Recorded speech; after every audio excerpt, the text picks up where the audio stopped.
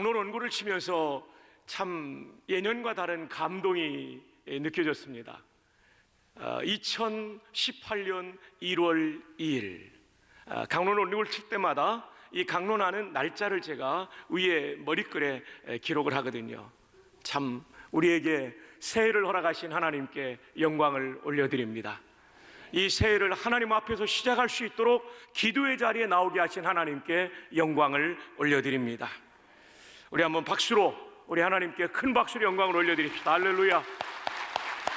새해를 허락하신 하나님, 이 자리에 불러주신 하나님 너무나도 감사합니다. 하나님께서 이번 특세에 우리와 우리 가정에 꼭 필요한 말씀과 응답을 주실 줄로 믿습니다. 출애굽기 상황은 창세기 마지막 상황과 아주 대조를 이루고 있습니다. 창세기 마지막 상황을 보면 야곱의 가족 70명이 바로에게, 애굽 왕 바로에게 환대를 받는 장면을 보여주고 있습니다. 그러나 출애굽기의 시작은 천대를 받고 있는 모습을 보여주고 있습니다. 아주 극명하게 대조가 되죠. 창세기의 마지막은 이집트로 이민해 간 야곱의 가족 70명이 아주 따뜻한 환대와 배려를 받고 있다면 출애굽기 1장은 학대와 천대를 받고 있는 모습을 보여주고 있습니다. 또 하나의 차이점은 창세기 마지막 장에는 한 가족, 패밀리에 불과했던 야곱의 가족이 출애굽기에 보면 한 가족을 뛰어넘어 한 민족으로 성장해 가는 것을, 이 피플로 성장해 가는 것을 우리가 보게 됩니다. 자, 그렇다면 이런 변화를 우리가 잘 살펴봐야 되는데, 그렇다면 그들은 얼마나 큰 민족이 되었을까를 먼저 생각해 보겠습니다. 구약 성경학자인 고 김희보 박사님의 구약 이스라엘사 제79쪽에 보면 야곱의 가족이 70명이 이집트로 이민을 갑니다. 창세기 46장 27절이죠. 출애굽될 수는 20세 이상이 되는 남자만 63만 3,550명이 되었습니다. 여기에는 레위지파의 남자들이 빠져 있습니다. 그러니까 20세 이상의 남자가 사실은 더 많았다는 거죠. 레위지파까지 포함한다면. 그렇다면 여기에 여자들과 아이들까지 포함하고 또 나이 많은 남자들까지 포함하고 20세 미만의 남자들까지 다 포함한다면 인구는 200만 명이 되었을 것이라고 추정합니다. 애굽의 몸은 430년 만에 약 3만 배의 인구의 증가가 있었습니다. 우리는 그냥 대충 생각하니까 그 정도 성장할 수 있었겠지. 근데 제가 이번에 연구하다 보니까 그게 아닙니다.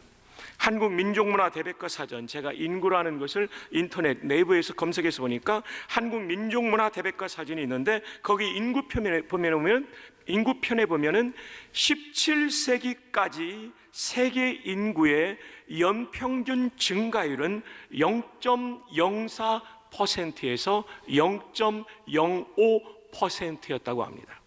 자, 이 퍼센트를 430년으로 제가 곱해보니까 21.5배 성장하는 것이 정상입니다. 근데 그들은 무려 3만 배 성장을 이루었습니다. 그래서 오늘 성경에 7절에 이렇게 말하고 있습니다. 출애굽기 1장 7절, 이스라엘 자손은 생육하고 불어나 번성하고 매우 강하여 온 땅에 가득하게 되었더라. 엄청난 번성을 이루었다는 얘기죠. 자, 여러분, 이제 여러분이 애굽 사람의 입장에서, 이집트 사람들의 입장에서 이스라엘 자손들의 번성을 살펴보십시오. 이것은 대단히 위협적인 상황이었습니다. 그것도 인종이 다릅니다. 이스라엘 자손은 히브리 민족인 셈족 계열이고요, 애굽 사람들은 함족 계열입니다. 인종이 달라요. 이것을 좀 더 여러분에게 설명드려야 되는데, 오늘 출애굽기 1장을 이해하기 위해서는 출애굽기 1장 전후의 애굽의 역사를 우리가 좀 알아야 됩니다. 근데 애굽의 전체 역사를 알려면 굉장히 방대하기 때문에 어렵습니다. 그래서 출애굽기 1장 전후의 애굽의 역사를 한번 좀 살펴보겠습니다. 한번 제한적으로 출애굽기 1장 전후의 역사를 살펴보겠습니다. 김효보 박사님의 구약 이스라엘사를 참고해서 제가 만들었습니다. 먼저 여러분, 출애굽기 1장 전후의 역사를 먼저 본다면 BC 1991년에서 1786년까지 있었던 제12왕조를 먼저 설명해야 됩니다. 이 왕조는 본래 애굽 민족인 함족입니다. 함족 아래 애굽 민족이 들어가죠. 그 다음에 1785년에서 1585년 BC까지 힉소스 왕족이 이 이집트를 공격해 가지고 정권을 수립하게 됩니다. 근데 이 힉소스 왕족은 히브리 민족과 같은 셈족입니다. 셈족. 이때 요셉이 총리가 되었던 시기입니다. 그 다음에 약 200년이 지난 후 BC 1584년에서 1305년까지 제18왕조가 들어서게 되는데, 이 제18왕조 때 다시 애굽 민족 함족이 다시 왕조를 창건해서 정권을 잡습니다. 이때가 바로 히브리 민족의 박해를 받던 시기였습니다. 그리고 그 이후에 1304년에서 1204년 BC까지 제19왕조, 역시 계속 함족이 이어가는 것을 보게 됩니다. 교회 처음 나온 분들을 위해서 좀 설명을 드린다면, 함족과 셈족의 이해를 돕기 위해서 설명을 더 드리면, 이 함족과 셈족의 기원은 창세기 10장에 나오는 노아의 아들들을 통해서 새 인종이 퍼져나가게 되죠. 셈족은 쉽게 말하면 황인종입니다. 우리도 셈족에 속합니다. 이스라엘, 시리아, 소아시아, 또 이 동아시아 사람까지 이르는 황인종들을 말합니다. 그리고 함족은 이집트, 아프리카 일부 가나안족들을 포함해서 흑인종을 말합니다. 그리고 야베 쪽은 유럽, 러시아 사람들을 말합니다. 백인종들을 말하죠. 그래서 이 백인종과 그리고 흑인종과 황인종이 출발되는 내용이 바로 이 창세기 10장에 나오는데, 노아의 아들들을 통해서 인류가 이렇게 퍼져나가게 되는 것이죠. 자, 우리 황인종들은 감사한 게 좀 덜 익은 사람들이 백인종이고 좀 타버린 사람들이 흑인종이라고 한다면, 우리는 알맞게 익은 사람들이 우리라고 저는 생각을 합니다. 자, 이런 이해를 가지고 다시 조금 전에 왕조 도표를 함께 보시겠습니다. 자, 12왕조가 힉소스 왕조, 다시 말하면 히브리 민족과 같은 셈족에 의해서 무너지게 되죠. 이때 요셉이 이집트에 갔던 그 시기입니다. 그리고 총리가 되었던 시기죠. 그리고 나서 이 힉소스 왕조가 다시 본래 함족 계열인 애굽 민족에 의해서 무너지게 되고 제18왕조가 서게 됩니다. 이때가 바로 이 출애굽기 1장의 시기, 히브리 민족이 박해를 받던 시기라고 여러분이 이해하시면 본문을 이해하는 데 도움이 될 것입니다. 자, 8절에 보면 요셉을 알지 못하는 새 왕이 일어나 애굽을 다스렸다는 말이 나오는데, 요셉을 알지 못하는 새 왕, 다시 한번 도표를 띄워주십시오. 요셉을 알지 못하는 새 왕이 들어섰다는 얘기는 바로 힉소스 왕조 다음에 이어지는 제18왕조가 들어섰다는 얘기입니다. 이해되시면 아멘. 인종이 다르다 보니까 자연스럽게 이들은 이질적인 생각을 가지게 되었고 히브리인들을 경계하게 되었습니다. 거기다 더 하나, 만약에 다시 힉소스 민족이 쳐들어와서 애굽을 공격하게 될 때 내부에 있는 같은 셈족인 히브리 민족이 협공을 하게 되면 내후 외환으로 말미암아 이집트가 무너질 수 있다는 생각을 했기 때문에 그들은 히브리 민족의 번성을 경계하지 않을 수가 없었던 것입니다.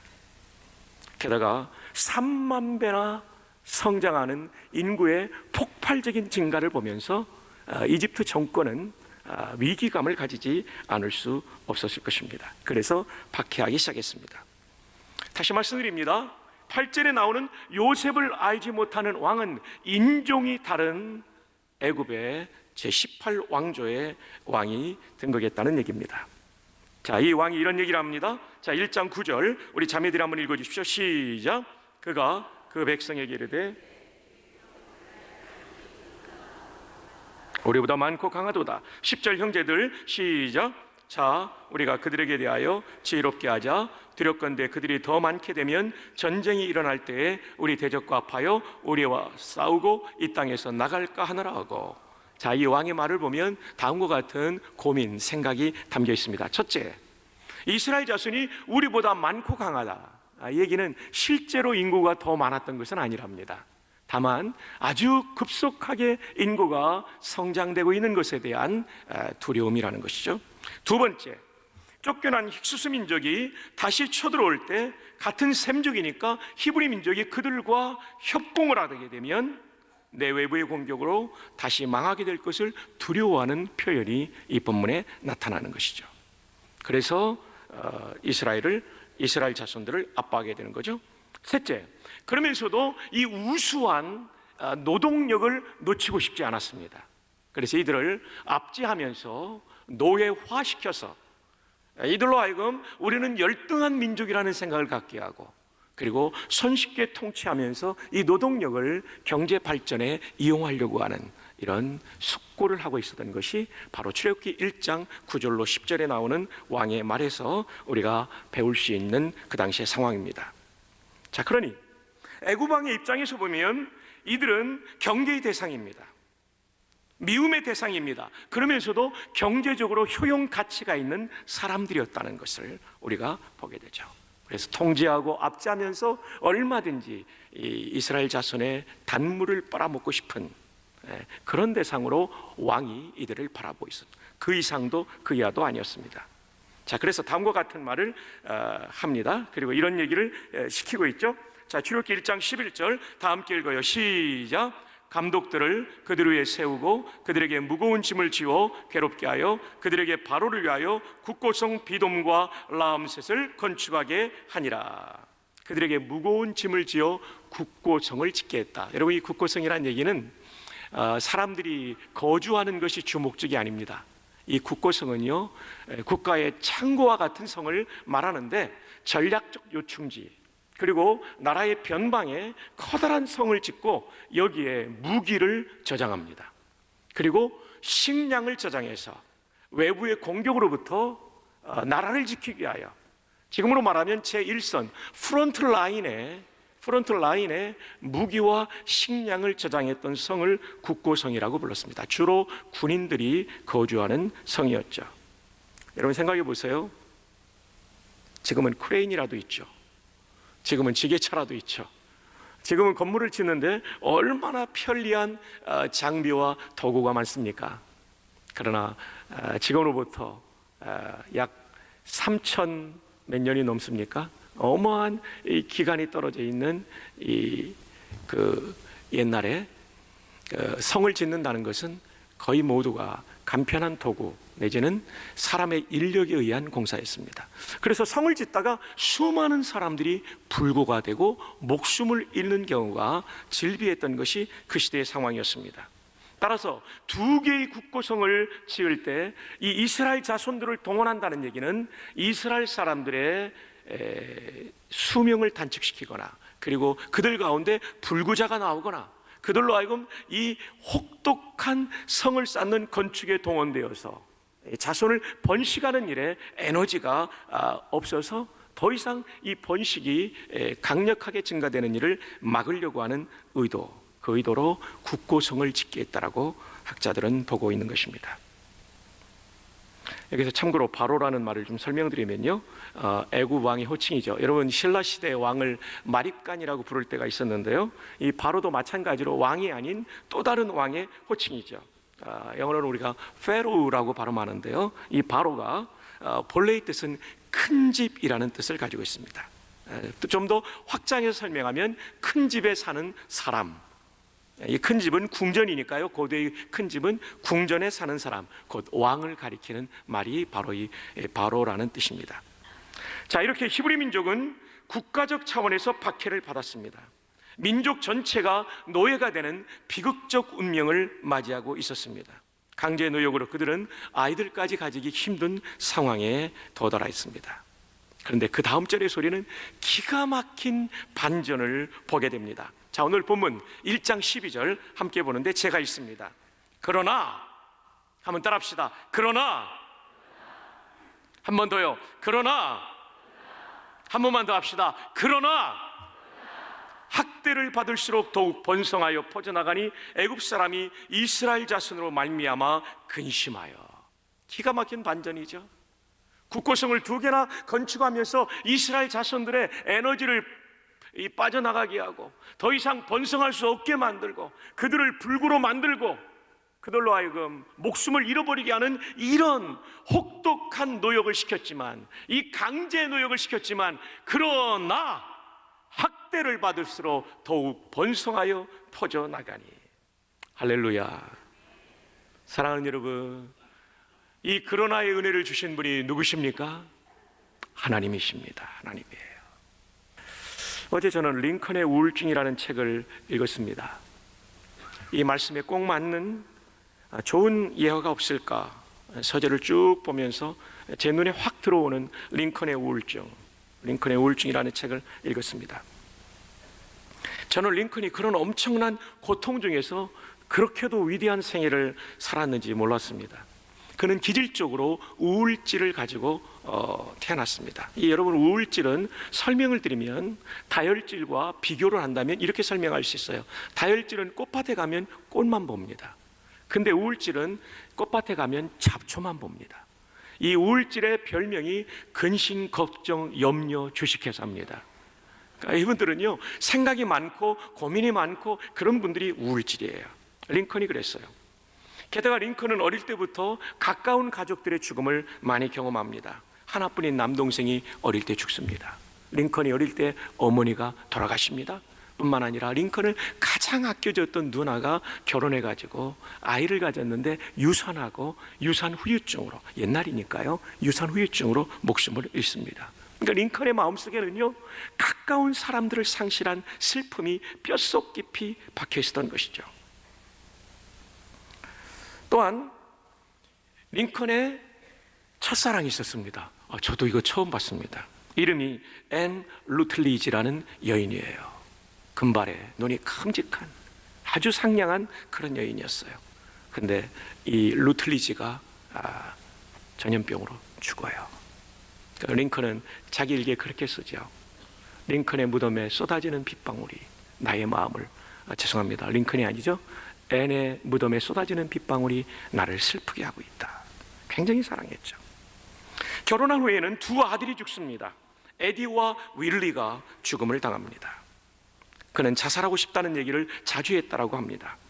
그의 동료 변호사였던 스튜어트, 대통령이 되기 전에 함께 동업을 했던 변호사 이름이 스튜어트인데 링컨에 대해서 대책 없는 우울증 환자라고 기록해 놓았어요. 왜냐하면 그는 멍하니 앉아서 슬픈 얼굴을 하고 사무실에 앉아 있을 때가 대단히 많았다는 것입니다. 링컨의 저작 전집에 불안하다는 단어가 무려 193회가 나왔답니다. 와, 이 굉장한 우울증이에요. 이분은요, 불안하다가 193회가 나온대요. 그는 정규 교육을 1년밖에 받은 적이 없습니다. 그 이전에 대통령이 15명이잖아요. 이분이 16대 대통령이니까 15명의 대통령은 대부분 장군, 부통령, 국무장관, 의회 지도자를 여기만 쟁쟁한 사람들이 대통령직을 수행했습니다. 그러나 반면에 에브라함 링컨의 이력은 하원의원 초선 경력에 불과한 사람입니다. 나머지는 주의원에 불과했죠. 게다가 이런 경력의 부족함뿐만 아니라 심각한 우울증을 앓던 그가 어떻게 이런 핸디캡을 극복하고 그런 우울증과 경력의 부족함에도 불구하고 이 그러나의 은혜를 어떻게 받아 인생을 그렇게 위대하게 살아갈 수가 있었을까? 링컨의 우울증, 이 책의 326쪽에 보면 이런 내용이 나옵니다. 그는 인생의 험한 바다를 항해하더라도 그 자신이 선장이 아니라 하나님이 모든 것을 주관한다고 보았다. 그는 이 지상의 방관자가 아니라 뚜렷한 임무를 가진 선상의 선원이라는 생각을 가졌다. 근데 방관자로 살지 않았대요. 뚜렷한 임무를 가진 선상의 선원으로, 하나님은 선장이시고 나는 선원이라는 거예요. 그리고 뚜렷한 임무, 그 책에 나오는 우울증을 이기는, 또 우울질을 극복하는 굉장히 중요한 것이 하나님이 내게 주신 소명을 발견하는 거예요. 그 목표를 발견하면요, 에너지가 또 생긴대요. 지금 링컨이 이런 태도로 자신의 이 우울증을 극복하고 있고 우울증도 극복하고 있는 것입니다. 그 책에 보면 남북전쟁의 스토리가 쭉 나오는데요, 그 책이 바로 이 책입니다. 이 책인데, 이 남북전쟁의 스토리가 쭉 나오는데, 이 초반의 남북전쟁은 남군이 주로 승리했습니다. 그러니까 이 우울증을 가지고 또 우울증을 경험했던 링컨은 굉장히 힘든 시간을 보낸 거죠. 링컨의 우울증 329쪽에 보면, 게티스버그 전투가 한창일 때 나는 기도를 하면서 그 모든 것이 하나님의 손에 달려있다고 생각했습니다. 그랬더니 달콤한 위안이 내 영혼 속으로 흘러들어 왔습니다. 링컨도 한때는요, 신앙이 엷을 때가 있었는데요, 그는 가족의 죽음을 통해 하나님께 더 가까이 나가게 됐고요, 전쟁하면서 믿음이 더 깊어졌어요. 고난이라는 것이요, 우리를 망하게 하는 게 아니라 고난이 우리를 더 깊은 믿음의 사람으로 세우는 줄 믿습니다. 자, 그리고 또 하나 얘기가 이 329쪽에 나오는데요, 백악관 직원이었던 엘리자베스 캐클리는 이런 얘기를 써놓고 있어요. 퍼스트 레이디 방에 들어온 링컨 대통령을 보았다. 대통령은 발걸음은 느리고 무거웠으며 얼굴은 슬펐습니다. 그는 피곤한 아이처럼 소파에 털썩 앉더니 양손으로 눈을 가렸지요. 그의 모습은 낙담 그 자체였습니다. 그는 남북전쟁의 소식이 어두운 것뿐이라고 말했습니다. 이어 소파 옆에 탁자에서 자그마한 성경을 꺼내들고 읽기 시작했어요. 15분쯤 지났을 무렵 고개를 들어 쳐다보니 대통령의 얼굴이 밝아 보였어요. 낙담하는 표정은 사라졌고 새로운 결의와 희망으로 환해져 있었지요. 그가 무엇을 읽었는지 궁금해서 작은 물건을 일부러 그의 곁에 떨어뜨리고는 대통령이 앉아있는 뒤쪽으로 가서 그의 어깨 너머로 내려다 보았어요. 그것은 욥기였습니다. 할렐루야. 링컨이 그 심각한 우울증을 하나님의 말씀으로 이긴 거예요. 자기하고도 비슷한 욥의 고난의 현장에서 하나님이 어떻게 일하셨고 욥은 그것을 어떻게 이겼는가를 읽으면서 폐색이 짙은 전쟁 때문에 전쟁의 총사령관으로서 수프림 커맨더로서 그가 가지고 있었던 수많은 압박감으로 말미암은 깊은 우울감을 그는 하나님의 말씀을 읽으면서 한 걸음 한 걸음 이겨나가 그런 위대한 대통령의 길을 걸어가게 된 것입니다. 다시 말씀드립니다. 그는 기도와 성경으로 그리고 하나님이 선장되시는 인생을 살아감으로써 심각한 우울증을 이기고 역사에 길이 남는 대통령이 될 수 있었습니다. 그의 우울증 다시 설명드리죠. 사랑하는 어머니와 남동생과 누나의 죽음, 첫사랑 여인이었던 앤의 죽음, 그리고 눈에 넣어도 아프지 않은 두 아들의 죽음으로 그의 우울증은 그를 파괴시킬 수 있었지만 그러나 하나님을 의지함으로 하나님께서 주시는 힘으로 그는 승리하는 인생을 살 수 있었습니다. 인류 역사에 지워지지 않는 노예를 해방하고 약자를 돌보는 인류의 지도자로 쓰임받을 수가 있었습니다. 사랑하는 여러분, 말씀을 맺습니다. 오늘 여러분을 괴롭히는 것이 무엇입니까? 여러분의 가정 환경일 수 있습니다. 직장 생활의 압박일 수 있습니다. 또 여러분이 가지고 있는 기질적인 한계, 기질적인 약점일 수도 있습니다. 이것 때문에 낙심하십니까? 오늘 이 시간 하나님을 바라볼 수 있기를 바랍니다. 언약의 백성인 이스라엘 자손들에게 그러나의 은혜를 주셨던 하나님을 바라볼 수 있기를 바랍니다. 수많은 경력의 부족함과 기질적인 약점과 아니 심지어 심각한 자살 충동을 끌어안고 살았던 링컨이 그러나의 은혜를 받았던 것처럼 하나님을 선장으로 모시고 그분께 기도하며 그분의 말씀을 읽으며 주실 때 내 마음속에 다시금 살 수 있는 능력을 주시고 인생의 소명을 회복시켜 주셔서 내 인생을 역전시켜 주시는 그러나의 은혜를 받는 여러분들이 되시기를 주님의 이름으로 축복합니다. 한번 따라합시다. 주여 주여! 여러분 좀 크게 합시다. 아이고, 담임 목사는 목이 쉬는데 여러분은 그냥 목소리 그렇게 아껴가지고 뭐에다 써먹으려고 그래요. 죽으면 다 썩을 육신인데. 따라합시다. 주여! 우리 주목주고 한번 따라합시다. 주여! 그러나의 은혜를 주옵소서. 한 번 더 합시다. 주여! 그러나의 은혜를 주옵소서. 자, 옆에 있는 분에게 우리 하이파이브 하면 축복합시다. 그러나의 은혜를 받읍시다. 예, 우리 모두 그러나의 은혜를 받읍시다. 여러분, 한 해를 시작하면서 우울한 마음 가진 분들 분명히 있을 거예요. 참 요즘 살기가 쉽지 않잖아요. 수치적으로는 3만 불을 바라보고 있지만 가정 경제가 참 쉽지 않잖아요. 예, 사업하는 분들은 사업하는 분들대로, 또 직장 생활하는 분들은 직장 생활하는 분들대로 얼마나 힘들어요. 절대로 여러분 낙심하지 마십시오. 예, 너 이렇게 사느니 죽는 게 낫다. 요건 마귀놈이 하는 말입니다. 예. 자, 한번 따라합시다. 죽기는 왜 죽어? 할 일이 많은데. 한 번 더 따라합시다. 죽기는 왜 죽어? 그러나의 은혜를 주실 텐데. 믿으십니까? 아멘, 아멘, 아멘.